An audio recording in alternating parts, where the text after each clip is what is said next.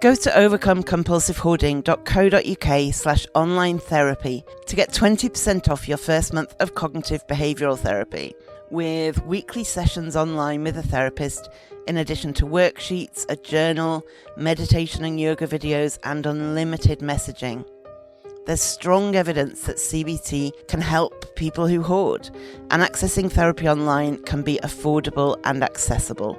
Find out more and get your discount at overcomecompulsivehoarding.co.uk/online therapy. Normally, being a little extra might be a bit much, but not when it comes to healthcare. That's why United Healthcare's Health Protector Guard fixed indemnity insurance plans, underwritten by Golden Rule Insurance Company, supplement your primary plan so you manage out-of-pocket costs. Learn more at uh1.com. Burrow sofas are built for the way you live. With thousands of possible configurations. Their 5-seating collections fit any decor, from classic mid-century style to sleek contemporary design. Burrow sofas are made to last and grow with you. You can add seats whenever and easily assemble your updated sofa with no tools needed. And free shipping always? That's just the cherry on top. Right now, save up to 50% during Burrow's spring sale at burrow.com/ACAST. burrow.com/ACAST. Ryan Reynolds here from Mint Mobile. With the price of just about everything going up during inflation, we thought we'd bring our prices down. So to help us, we brought in a reverse auctioneer, which is apparently a thing. Mint Mobile Unlimited Premium Wireless. How to get 30, 30, bit to get 30, bit to get 20, 20, 20, bit to get 20, 20, bit to get 15, 15, 15, 15, just $15 a month? Sold! Give it a try at mintmobile.com/switch. $45 up front for 3 months plus taxes and fees. Promo rate for new customers for limited time. Unlimited more than 40 gigabytes per month. Slows full terms at mintmobile.com.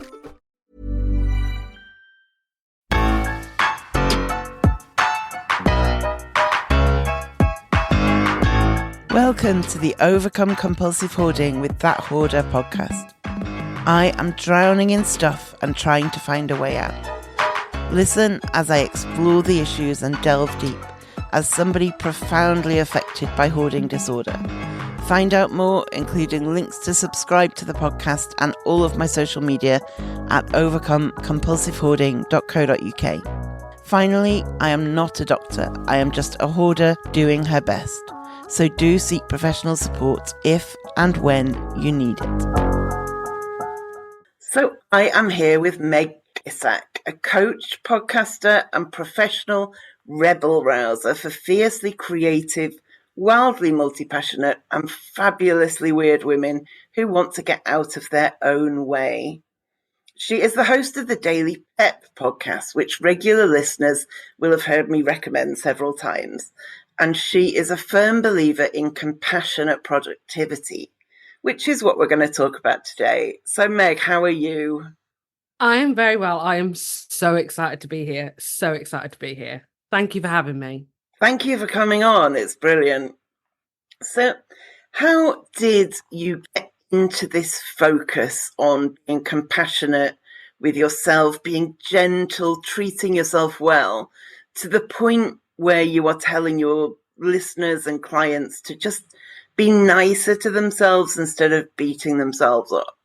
It's been a long journey, and like full transparency, one I still struggle with because I think it's embedded into so much of our culture, this idea that you just push through no matter what the cost. And I know for me, when I was younger, I regularly just pushed myself to burn out regularly. And I got to the point where I was like, something has to change because this can't be doing me any good. And it also felt not that I was doing it out of a productivity sense, but I was thinking, I get so far, I get the momentum, and then I'm completely stopped in my track because I've worked myself to exhaustion. Yeah. And then I have to take a really long break. And it's like, okay, if I can tweak a couple of things, what would it look like if those breaks didn't have to be so long or the dip wasn't so low?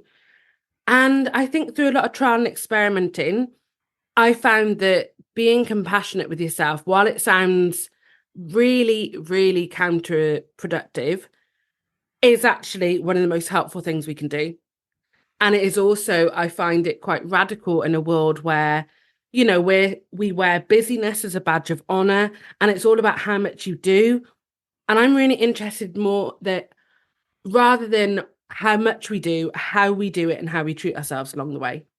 So let's talk about that compassionate productivity. Historically, productivity has been associated with being quite strict and punitive with yourself. And if we're still not being productive enough, we have to get stricter still with ourselves. Your take is quite different. Can you explain from your point of view what compassionate productivity is? Of course. So compassionate productivity is, for me, it comes down to four things. So it's about showing up for yourself, being about self-respect. So it's really about disentangling our productivity from our self-worth and actually saying, do you know what? If you can show up for yourself, that's a sign that you respect yourself. And that can feel really hard, especially if we're coming at it from a point of view of we've got quite low self-worth, if we're people pleasers, if we're perfectionists. And it is this case of it's not showing up fabulously for yourself. It is just showing up in really small parts. So the second bit of it for me is imperfect action. It's this idea that you don't have to take the best step forward. You don't have to take the biggest step forward. Any action is still action, even if it doesn't go as planned. And it's about doing it your own way. So one of the things that has really frustrated me and one of the things that kind of birthed compassionate productivity is reading so many productivity books, which I swore would have the answer because all the blurbs, they make you think, oh, I've finally found it. Written by men, mostly men. And it was just like, well, if it was this easy, I'd just go and do it. You know, the tips and that, while on the surface, we're like, oh, this is a new strategy to apply. It still came down to just go and do it. And it's like, why can we not talk about the emotional side of getting stuff done? Because for a lot of us, if we're not doing the thing, it's because it's become about more than the thing. And we were talking a bit before this, and we were talking about, you know, beating yourself up for not having done the thing. And I think it is this whole thing that it creates even more of a shame cycle, whereby we're getting advice from an expert and we're being told to just do the thing. And then we do the thing, or we don't do the thing, and then we're beating ourselves up about the results. So rather than actually looking at the book we're reading and thinking, this actually isn't for me, we yet again internalize things that causes more shame. And it just creates such a rabbit hole where we end up thinking that we are the problem yet again. And chances are when we pick up that book, we think we're the problem anyway. And just, I think there's not enough out there about the fact that so much of getting things done, especially the things that we struggle with, there's a lot of resistance around them. They're scary to us, and it doesn't reflect the fact that we all have different flavors of hard. What I might find hard, somebody else might find easy, vice versa, yet we put some kind of moral judgment on that. So for me, compassionate productivity is just bringing ourselves back into the equation and saying, okay, you know, if we acknowledge that this is important to us, then let's figure out our own way of doing it. And the kind of fourth bit of it is that rest is productive. And it's not about doing rest because we're going to be productive once we've rested, but it's about that fact that, like I said, you know, going from deep burnout cycles and realizing how much time I had to spend recovering. If you can build rest into the process and you don't go as hard, you're able to do more in the long run. But it's not about doing it to be able to do things in the long run. It is about just trying to... It's got value in itself. Yeah, essentially treating yourself like you're a human. You know? I'm trying really hard on a personal level to stop thinking about rest as something I earn. Yes. It's just something I like everybody needs to do. It's just become so transactional. I remember sitting there really clearly one day and trying to force myself into doing something I didn't want to do. And I was like, well, it's all fine because afterwards I get to go for a walk. And I was thinking, me going outside, that is such a cruel way of treating myself, is I can only go and fulfill this basic need if I have done the hard thing. And it is a case of, I think it's a safety thing as well. You know, if we can, it deprograms so much that so many of us have been brought up with in terms of having to tick all the boxes, do everything right. You know, rest equals having done X, Y, Z. I think if we can get to a point where we're like, do you know what? I took imperfect action. I actually got a 10% of what I wanted to do today. but I still get to rest. I think it is a really good way of showing up for ourselves, but my goodness, it is uncomfortable. And also, you are right that it is mostly men who write the productivity books, and their lives are not like my life. No. And so they can get up at 5 and meditate for an hour and then go swimming for an hour. And I always think, yeah, but who's making your breakfast? And who's looking after your children? And where are you getting the money from to go swimming every day? And, it's what works for them. They can write about it like it's universal when it isn't universal. 100%. It's an enormous amount of privilege. I mean, I'm thinking of all the different morning routines of entrepreneurs we see on YouTube and different things. And this whole, you work one job and then you get home and you do a second shift, you put 5 hours in. And it's like, who's cooking the tea? Who's putting the kids to bed? And it is, I can't remember the name of the book, but I know it's become quite a popular genre and I love it. It's kind of the women behind the inventors. Who made Adam Smith's dinner? Yes, exactly. And it also presumes an enormous amount of stability and privilege, I think, in terms of, for a lot of us, we have very real, and I'm not saying, I'm making massive general assumptions about the kind of men who write productivity books for a second, but for a lot of us, it's not as simple as, okay, my main thing is perfecting this ideal morning routine. For a lot of us, it is, how on earth am I going to get out of bed in the morning? Okay, this bill's due. Okay, I need to figure that out. Okay, there's this family drama going on. Okay, there's this weird relationship with this person. And it is so much going on in our minds.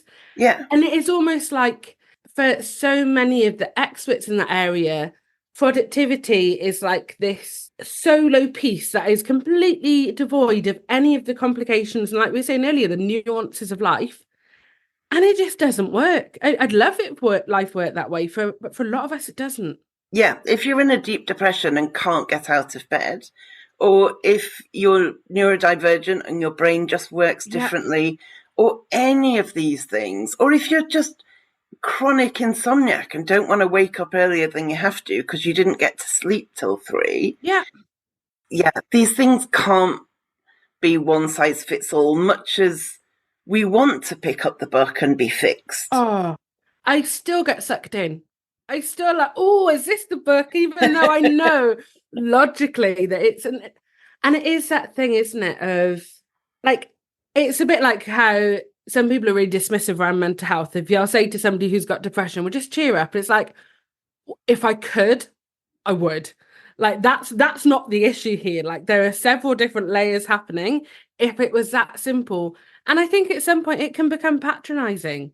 I'm imagining, especially with hoarding, having family members judging or having friends judgment and being like, well, you just need to do that. And it's like, well, if it was that easy, I would have done it. But this is really hard. And I think especially with things that become stigmatized, it is just that shame cloud, which can make even thinking about doing something about it impossible or feel impossible. Yeah, there was a thing a few weeks ago that summed up this whole problem so well that Brits may be aware of. There's a guy called Greg Wallace who is a judge on MasterChef, and he did one of those kind of day in the life articles, and it was so beyond out of touch. He goes to the gym. The gym opens early for him. Sorry. Normal everyday experience. Yeah, so that he doesn't have to exercise amongst the plebs. And then and it just goes on. And then he spends an hour in the afternoon with his child, who he then goes on to say he'd never wanted, but quite loves now. And his not only wife, he got his wife's mum to move in with them to do the housework. And it went viral in its awfulness. And it was an extreme example, but it really sums up this genre of this is how you live a productive life. It's just ever since I made peace with the fact that I'm not a morning person, I'm not going to say my life changed, everything's easier, because we know it's not that simple. but it at least took pressure off in one part of my life. And I also have to sit here and say, you know, I work for myself. I've got the privilege of not being a morning person. I get to make that decision. But it's just like, it almost feels like our success as a human being relies on what we can get done before 5 a.m. And like, how ridiculous is that? Same with being an introvert. Once I stopped trying to fit in with the extroverted world and just went, this is how I function. Yeah. It took the pressure off. It's all about finding those little quirks of how we work that might not make sense to anybody else but us, but do something for us. Yeah, and instead of suppressing the quirks, embrace them and go with it. 100%. And I think kind of, again, the same way as we're not trying to rest to be more productive and we don't need to embrace our quirks to let other people embrace their quirks. It is contagious. It is, you know, and also I think it does start to dissipate those layers of shame where, you know, you can have a conversation which might start off with, you know, I'm not a morning person, then somebody else reveals something. And it's just, this is how we connect as humans. But I don't think social media helps because all of the influencers, and I just personally, I'm a massive cynic anyway, but I look at it and I think that must be exhausting. Like, I find it hard enough getting through the day some days when it's just me watching what I'm doing, let alone, you know, and it is also for so many areas of kind of different topics that you have influences in, it can make you feel like you're abnormal because you don't have this perfect life. And I remember having a conversation with somebody once, and this was specifically, and this is often a tangent, but we'll get back. And it was specifically around travel influencers. And the idea that kind of, if you look at their Instagram, they are living this fabulous life. They're going to all these locations. But for a lot of them, what that looks like is they go to a location for 2 weeks. They have one day where they cram in all the things they do. And then they just sit in the hostel for the rest of 2 weeks in the dark, editing all the photos. And it is just like, why can't we have these conversations?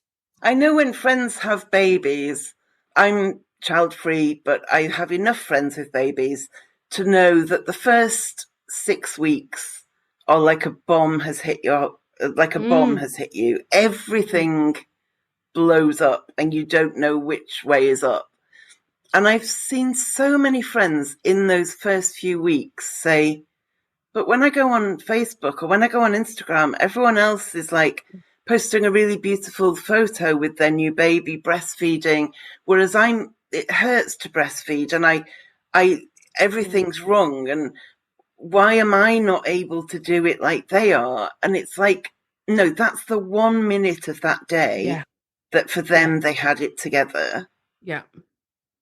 And it is just like, I'm really interested in the people who are willing to take that photo and then zoom out. And you can see the rest of the room. You can see the baby shit everywhere. And then just like, this was 1 minute of the day. I'm so intrigued by like what is not pictured, and have so much respect for people who are like, okay, I could easily tell you that I have this wonderful life with my 6-week-old baby, but actually let me spill the tea. Yeah, completely. So something you say is everything changes when you believe you matter. And it's a statement that is so simple and so complex at the same time. What is the power behind believing you matter? I think it comes back to putting yourself into the equation. And it's kind of like, if I matter, then I get to make decisions that support me. If I matter, then what would I do differently? Not from a place of making life magical, but it's like, it kind of comes down to this. If I'm worth something in the world, what would I do differently?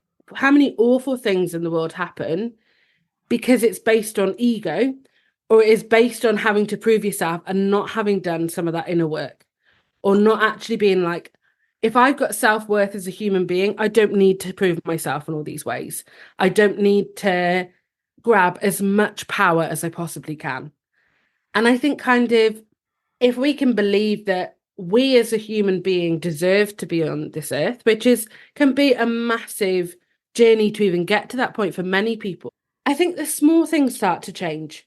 And it also includes how we how we allow other people to treat us, what boundaries we put up. And I think there's just so much there around I think unfortunately it is rebellious to be like, I'm me. I have all these quirks. I'm not imperfect. Some days I do not much at all, or some days I get everything wrong, or some days, I wouldn't repeat, but I still get to take up space. My voice is worth listening to. And I think kind of self-advocacy comes up in a lot of that, and just being able to, I say just, it's not that simple. So many of us have been through experiences where we felt like the outcast. We felt like there's something wrong with us. And it's not that all goes away overnight. If I had some magic potion that made that happen, in a heartbeat.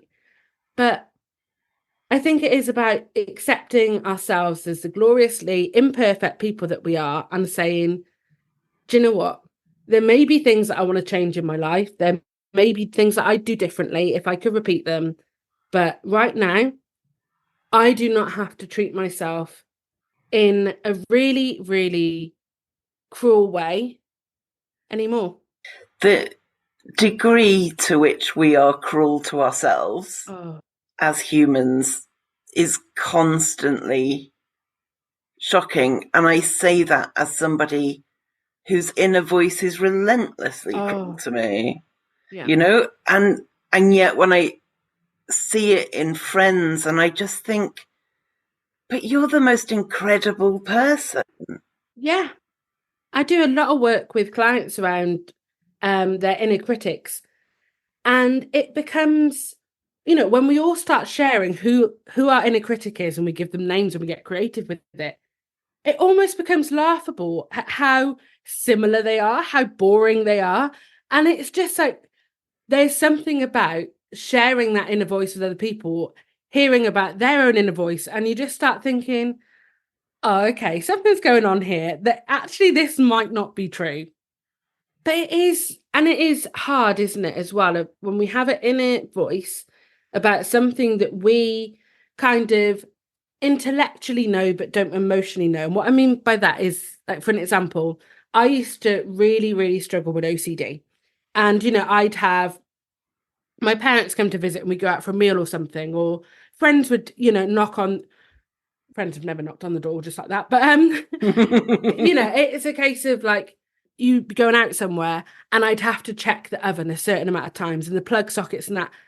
And I'm stood there all the while knowing that this behavior isn't going to cause what I think it is in my head, but that does nothing to stop the fact that I have to do it. And I think that can be some of the hardest work that we do, and just the battles of knowing something intellectually, but it not feeding into our bones, and just the judgment that can come from that, not only from other people, but ourselves. Completely. And that leads perfectly into my next question, actually, which is that I can imagine a lot of people listening are thinking, yeah, in principle, I fully agree, makes sense to me, but it doesn't apply to me. 100%. I can't sleep on my own bed because of clutter, or I have no friends, so I clearly am not a good person, or I live in squalor, so I clearly don't matter. How can people start to get past their own resistance to the idea just that they matter? Do you want to be a de-hoarding darling? You can be now at overcomecompulsivehoarding.co.uk/darling. If you love the podcast and want a bit extra, you can finally sign up to subscribe. Members will get an exclusive monthly post with an additional top tip, some podcast and music recommendations, and a personal update from me about how things are going. Find out the full details at overcomecompulsivehoarding.co.uk/darling. I think it comes down to, one of the things it comes down to is realizing that this whole idea of self-worth isn't some kind of level in a game that we unlock once we've got to a certain place. I think having this idea of our future self can be really helpful, but also it can massively trap us because we can think, once I get the clutter, around my bed sorted and I can get onto my bed, and it's so easy to build these massively kind of thought out versions of our lives of what's going to change when that happens. And that can be motivating. But also, I think sometimes it can just be also a way of keeping ourselves stuck. And also, like, you don't deserve anything until you've done this thing. And almost like, you are a bad person. You can't do this thing, so you don't get to enjoy those things. So I think it really is about experimenting with the small things. And it is about how can you look at your life situation with compassion. I really like this idea of like our past, not our past selves in a woo-woo sense, but kind of like looking at our younger selves, our present selves, and our future selves. And I think it can be so easy to look at our life and think, what the hell have I done to get here? And it can be so easy to be like, this is such a huge mountain that I can't even imagine facing it. So why would I bother? I really get that. In my own life, I struggle a lot, and just trigger warning around kind of body stuff, but I really struggle with my weight.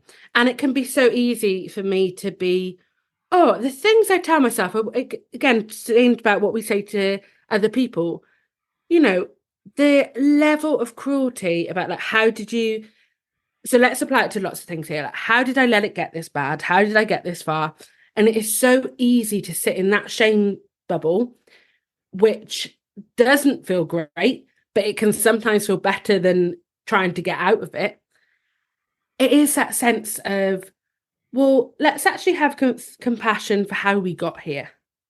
Let's have a massive amount of compassion for, not in terms of absolving all personal responsibility in the way that you're giving yourself so much compassion that you let yourself off the hook, because I think that is something about self-compassion, is it needs to be those times when you're like, okay, I'm going to do nothing today because I really can't. And there needs to be other times where it is a case of, okay, the kindest thing that you can do for yourself today is go and have that shower. I know you don't want to, but let's just try and have a shower.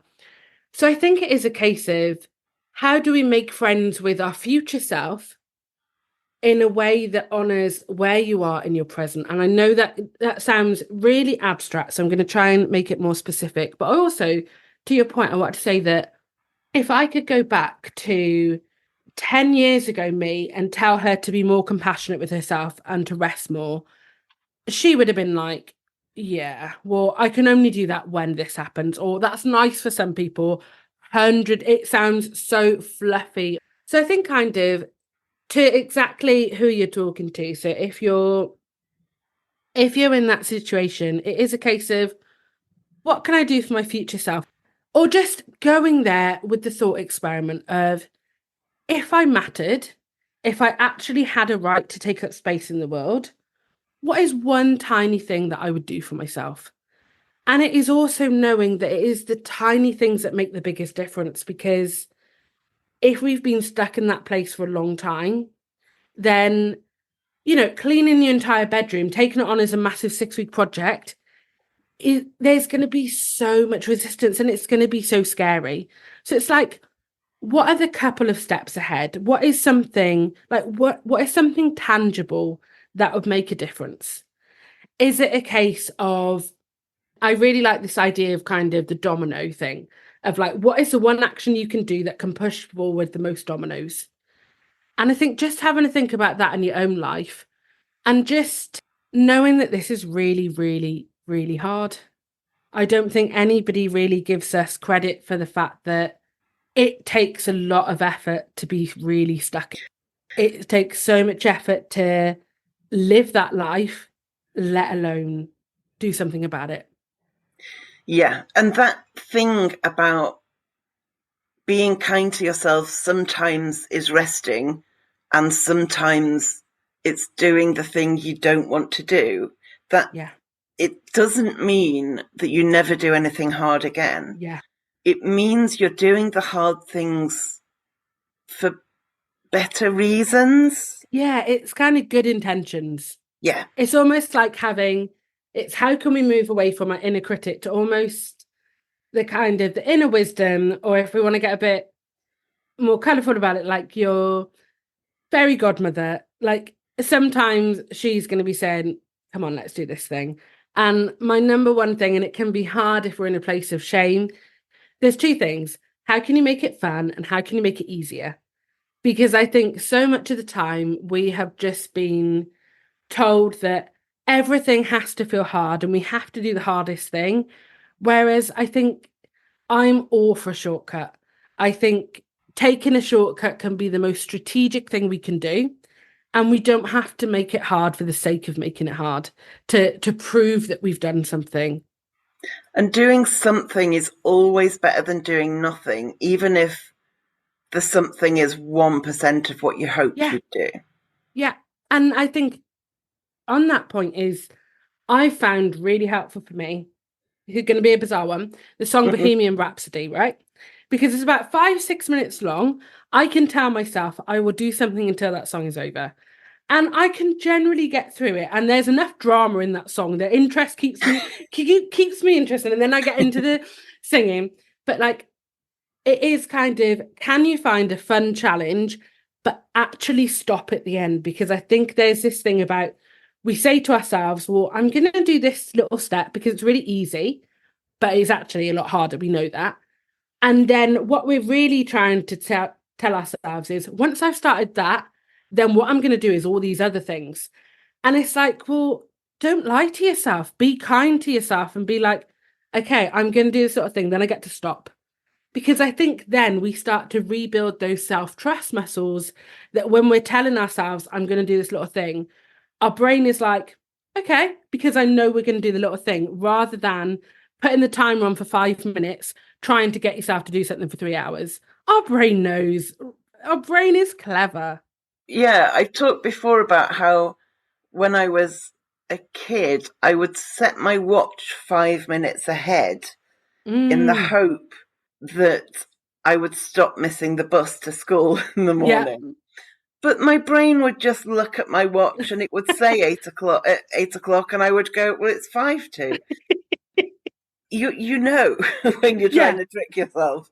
Yeah, exactly.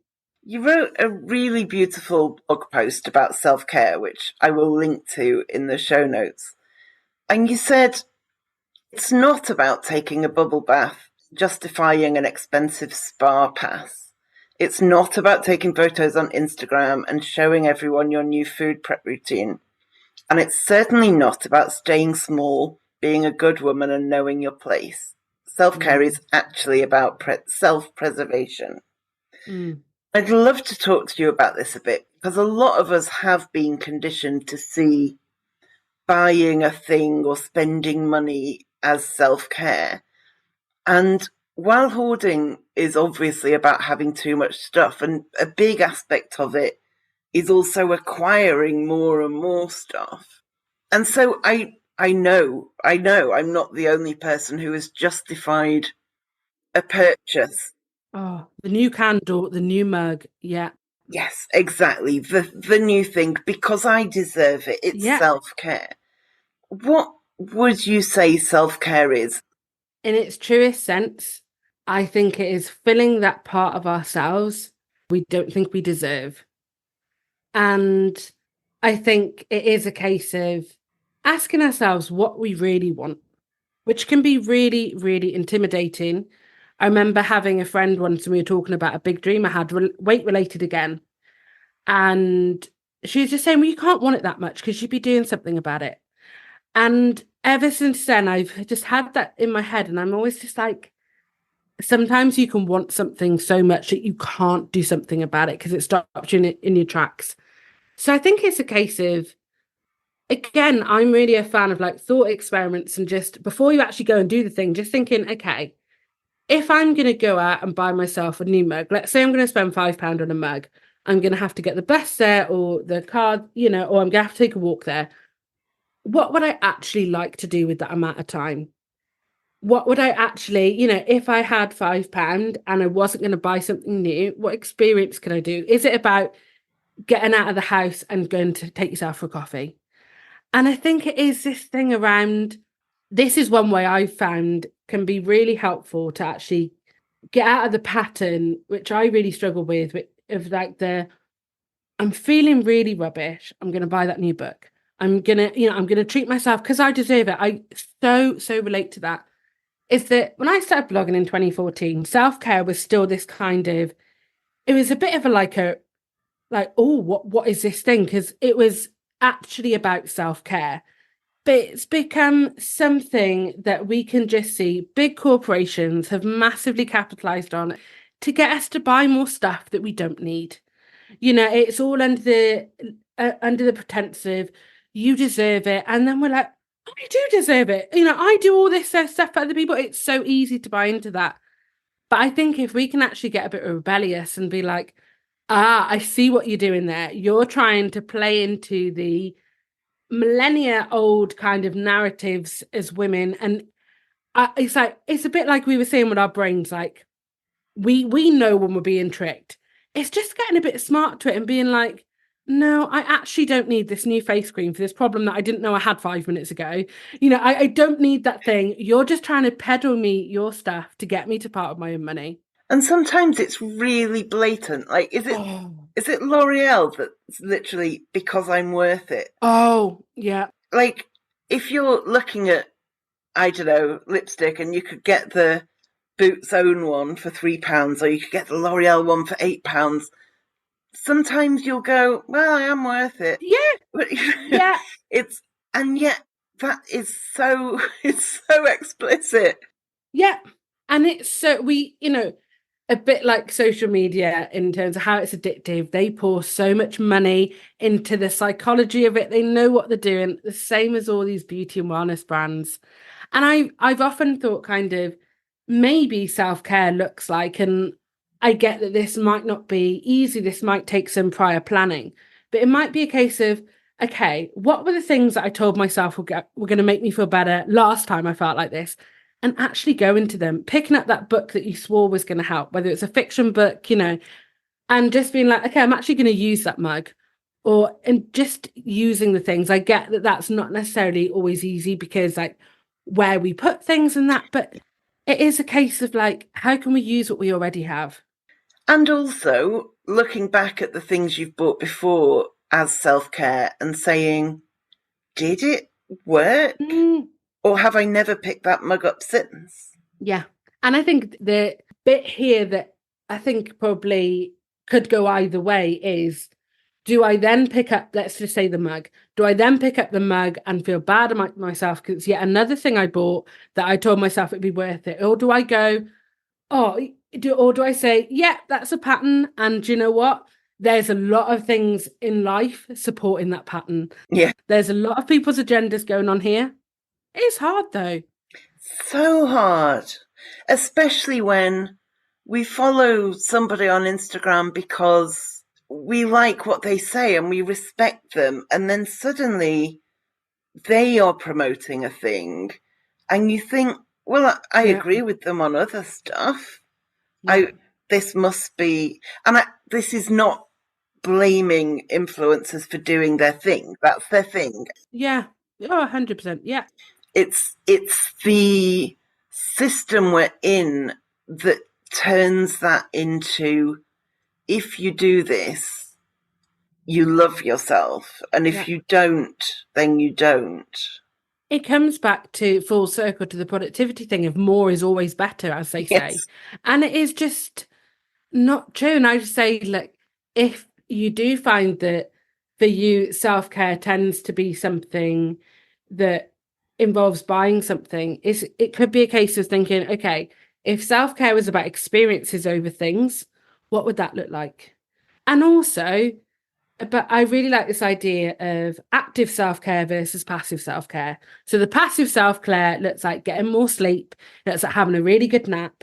It looks like putting on a TV series and just letting Netflix do its thing. And it's almost like the holiday for your brain. And I think that is important. It's got its function, it's got its time and its place. But there's also the active self-care of actually going down the rabbit holes of things that you're interested in. Actually, I find things like, to satisfy the creative parts of me, things like jigsaws or things where it's kind of creativity in a container that somebody else has put the thought into it, so you can just get lost into doing the things. Really helpful. Yeah, I like that. You say on your website, have the courage to hold the pen while you're still writing your story. And this spoke to me because I am normally, I'll do the thing successfully and then tell people how it went kind of person. This whole podcast is about me learning as I go and getting things wrong and getting things right and telling people about it all. And it's a big shift for me and definitely a scary one, but it came from a place where I didn't know what I was doing and I was desperate for some kind of path forward. Yeah. And I'm learning through the podcast and beyond it that I have to be more open to starting before I'm completely ready and working it out as I go. Why do you think this is so scary for people, and how can people get better at embracing holding the pen while still writing the story? I think it's so scary because it goes against everything we've ever been taught. So many of us, whether we've wanted to or not, have bought into that fairy tale narrative of like the happily ever after. And we see from, if we go back to books again for a second, a lot of experts, they only share their success story once they've been at rock bottom, once they've pushed through it, and once they've got out the other side, and everything is now fabulous. And I think it is so scary because we don't know what's going to happen. We can't guarantee the outcome. It involves being so vulnerable and saying, I'm not sure how this is going to work out, but I've got to do it anyway. And I think it's that uncertainty piece, which for so many of us, I know for me, when I think about my OCD, a lot of that is about controlling uncertainty, because that I find that just so unbearable. But I think it's also a great way to build that self-trust muscle again of, I'm going to do this. And, we might not think this off the bat, or this might come in time, but I'm going to do this. And whatever happens, I have my own back.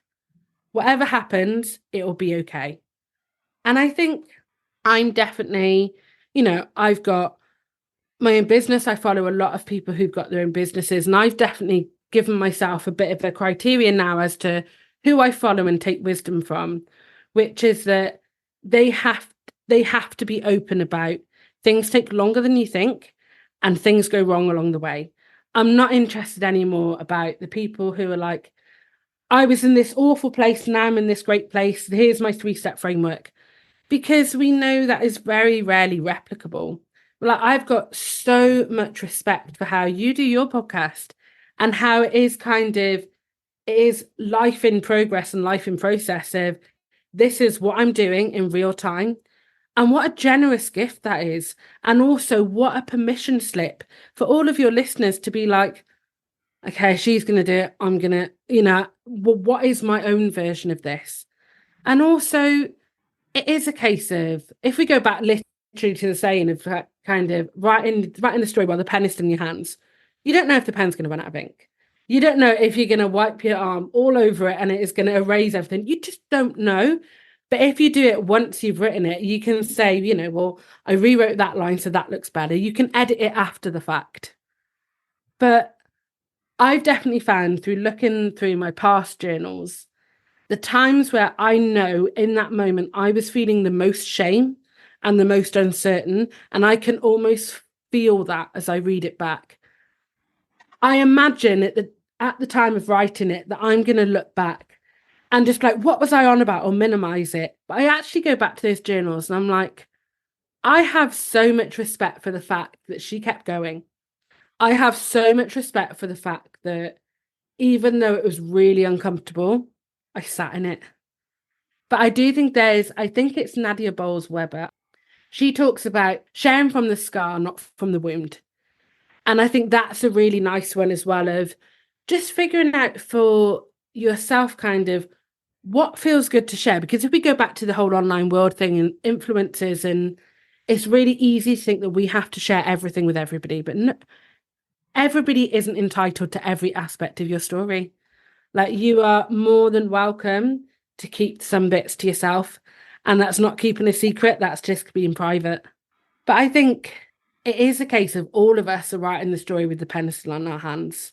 And we don't give ourselves credit for that. None of us have a crystal ball. And I know we all fall different sides of this thing, but I don't think I would want a crystal ball if somebody presented one to me. Sometimes, some days I think I definitely would, but I think it'd be a bit boring. And I've noticed in kind of my day-to-day, the way I deal with my stuff, where one of the things that tripped me up for the longest time was that I would say, look at a space, I've got to clear this bit of this room. And I would plan out in my head exactly how I was going to do that. Yeah. And then when I started, if it wasn't quite working, I would say, okay, that isn't working, and start again and try and plan it out in my head exactly how it should be. And of course, I never got anywhere. And it was when I learned that I could start and adapt as I go. And it sounds really basic, but I couldn't get my head around that. Yeah. And so now I can start and go, that's not quite working.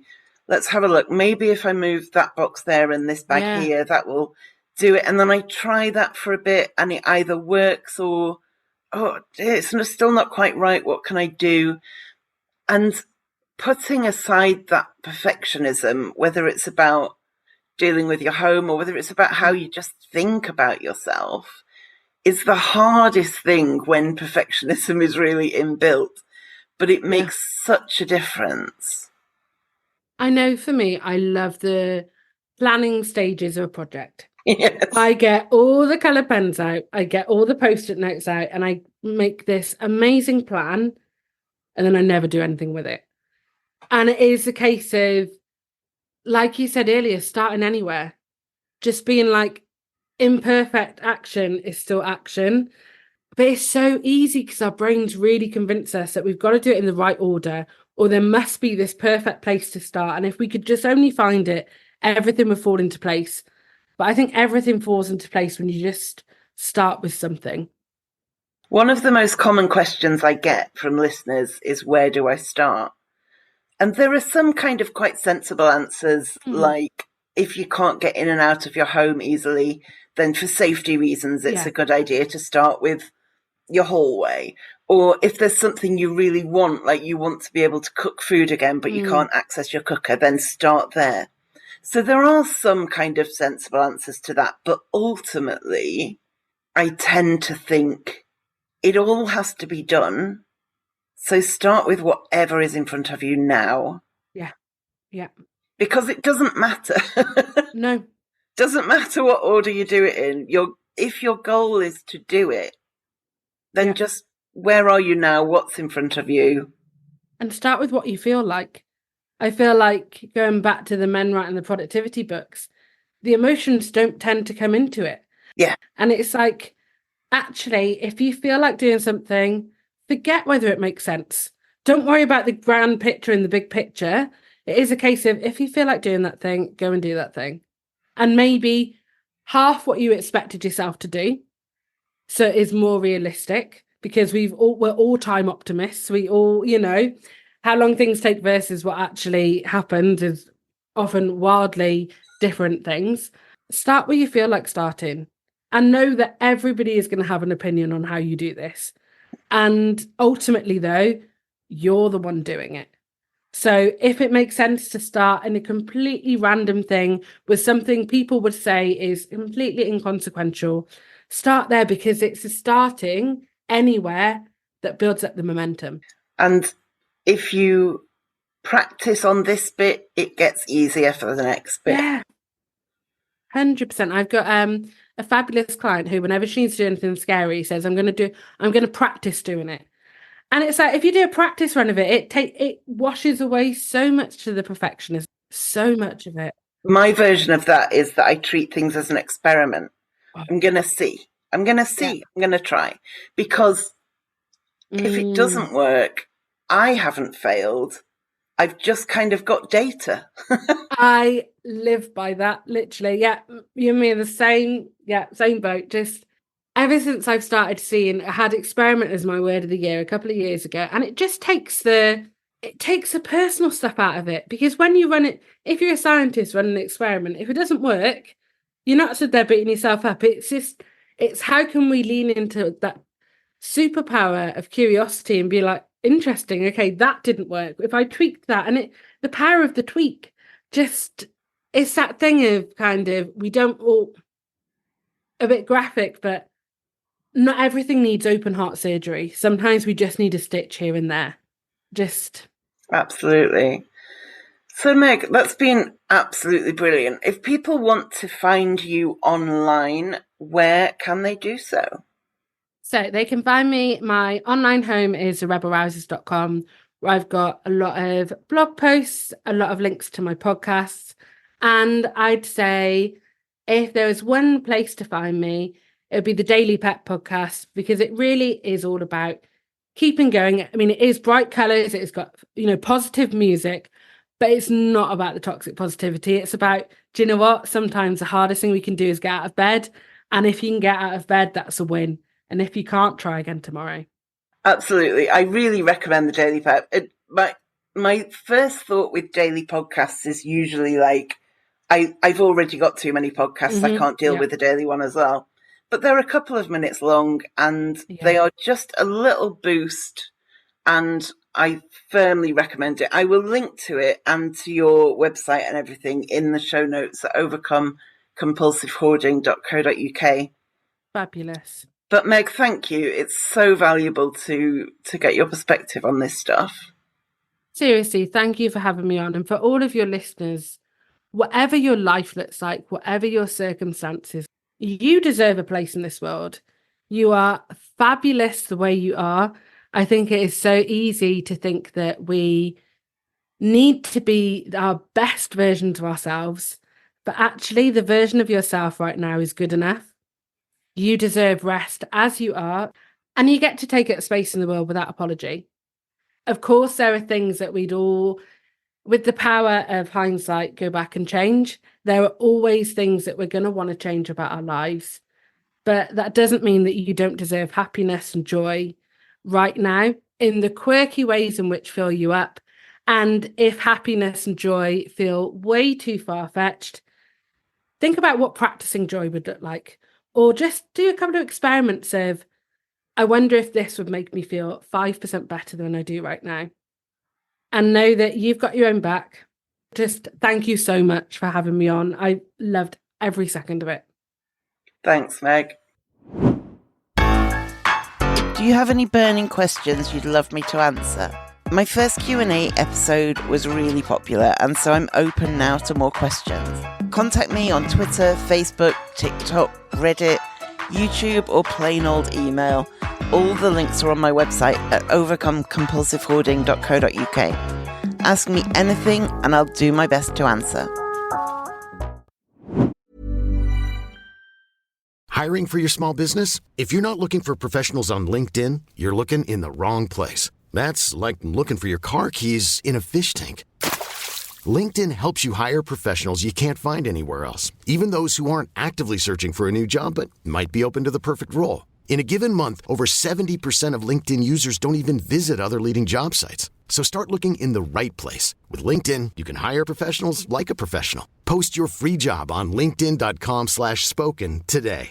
A lot can happen in the next 3 years. Like a chatbot may be your new best friend. But what won't change? Needing health insurance. United Healthcare Tri-Term Medical Plans are available for these changing times. Underwritten by Golden Rule Insurance Company, they offer budget-friendly, flexible coverage for people who are in between jobs or missed open enrollment. The plans last nearly 3 years in some states, with access to a nationwide network of doctors and hospitals. So for whatever tomorrow brings, United Healthcare Tri-Term Medical Plans may be for you. Learn more at uh1.com.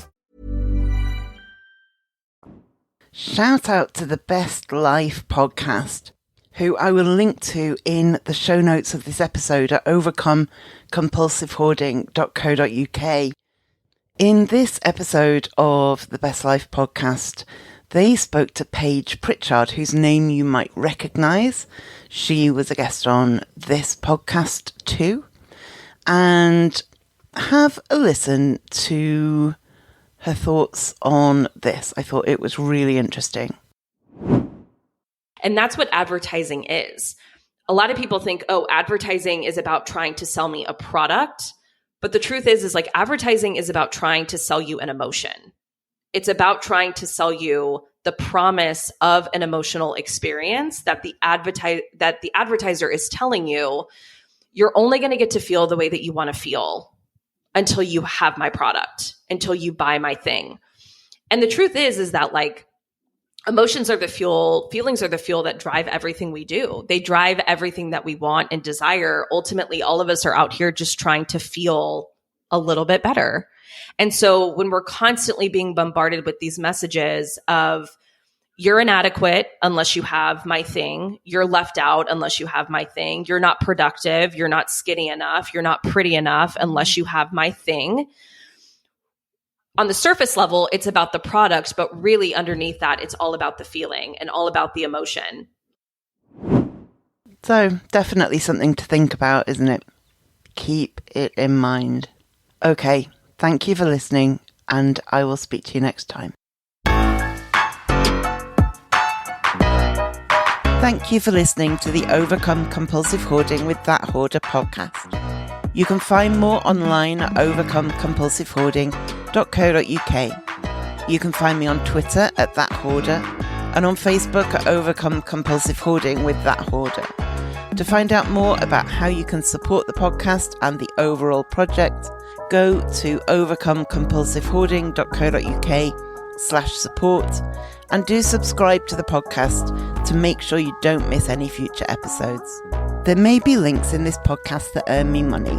This doesn't come at any extra cost to you if you ever make a purchase through the links, and it helps to support the future of the podcast.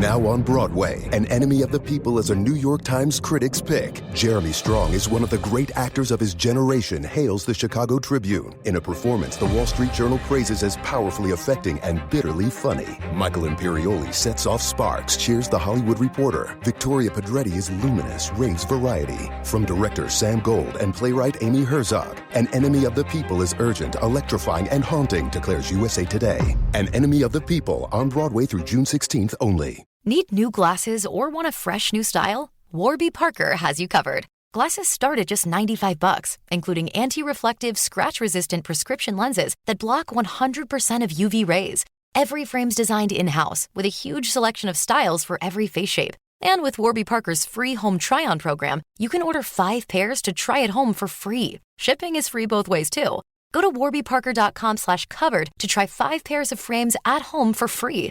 warbyparker.com/covered. If there's one thing that my family and friends know me for, it's being an amazing gift giver. I owe it all to Celebrations Passport from 1-800-Flowers.com, my one-stop shopping site that has amazing gifts for every occasion. With Celebrations Passport, I get free shipping on thousands of amazing gifts. And the more gifts I give, the more perks and rewards I earn. To learn more and take your gift giving to the next level, visit 1-800-Flowers.com/ACAST. That's 1-800-Flowers.com/ACAST.